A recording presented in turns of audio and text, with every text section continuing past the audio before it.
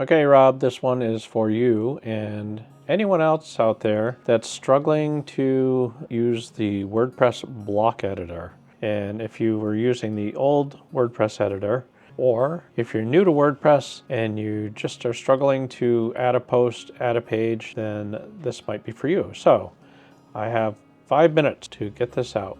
So what I'm going to do is I'm going to go to Posts on the left side menu of WordPress. I'm going to add New Post.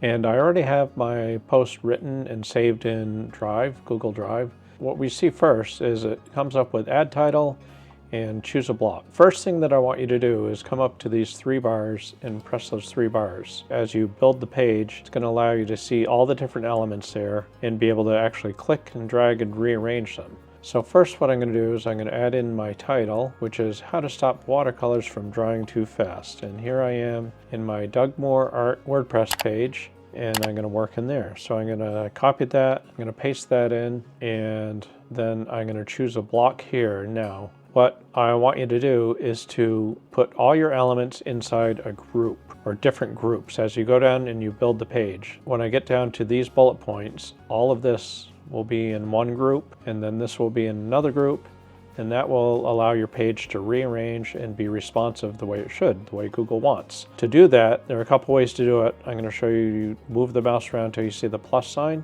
You click on the plus, and then you choose group. And what I almost always do is do one block, a single container for that group. Inside that group, I'm going to do a heading. So that heading is going to be this first bullet point here. So each one of these is going to be a heading. You can just type out your heading. I'm copying and pasting it. If that's too big, you click inside that first title and you can change that to H3 and it makes it a little smaller. So you have H1 to H6.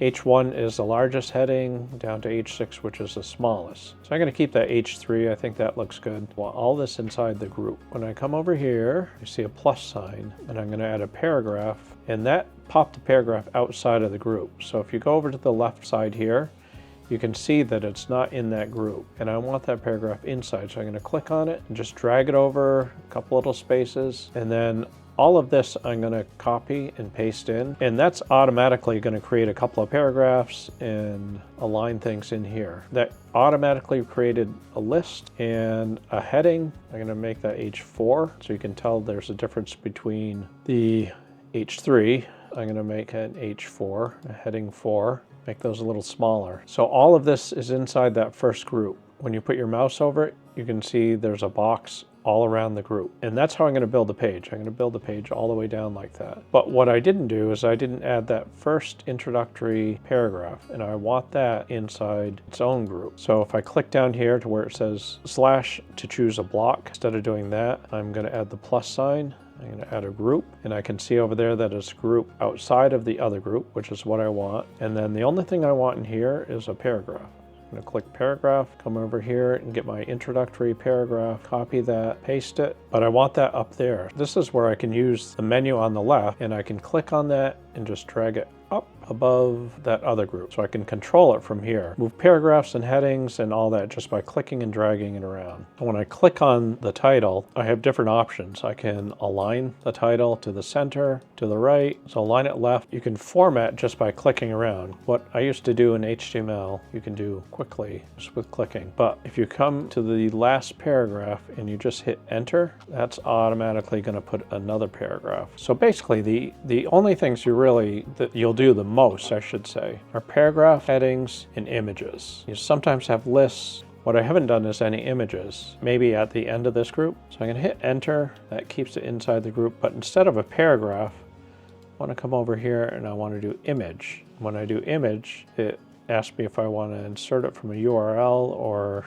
usually I'm going to use my media library. I'm going to come over to the media library, and I already have it in here, but if you didn't have it in there, you could do upload file, select it.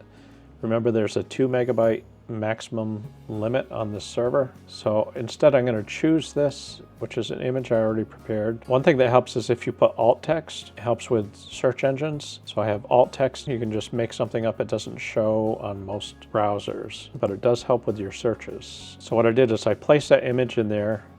I'm going to make it a little bit smaller, and then I'm going to click on these bars and I'm going to align it to the center. In here you can click on the image, you can replace it the same way with upload or the media library. You just have different options in here for images. You can apply filters, do all different formatting things, which is really cool compared to the old days. What I'm going to do is I'm going to hit publish before I forget, because if I don't publish it and I leave the page, then I've lost everything. So I'm going to publish that. I want to view the post. So instead of just clicking view post, I don't want to wipe all this out. I still want to work here. So I'm going to right click, open link in new tab. And sometimes I do this with the media library too. If I have a lot of things to add to the media library, I'll keep one tab open for the media library and I'll work on the post or the page in another tab. So then I can just click back and forth. The other thing you can do, on the right-hand side, we have different formatting options. Right now it's on the image.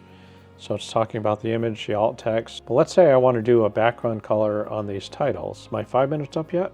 It might be. I'm going to click on the title here, and then over on the right, I have the option to change the text color or the background color for that one item inside the group. So I'm going to change the background color. I'm going to make it this gray color. If I don't like that color, I can click on the box and I can adjust the color in here.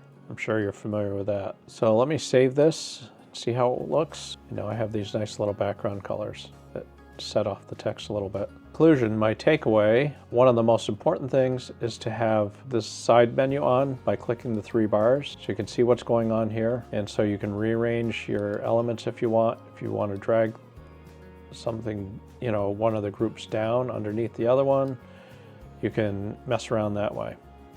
And then the other thing would be to have 2 different tabs open, one for your media and then one for the actual page or post that you're doing. I hope that was helpful for you. If you have any questions, let me know. Thanks for watching, and I'll see you in the next video.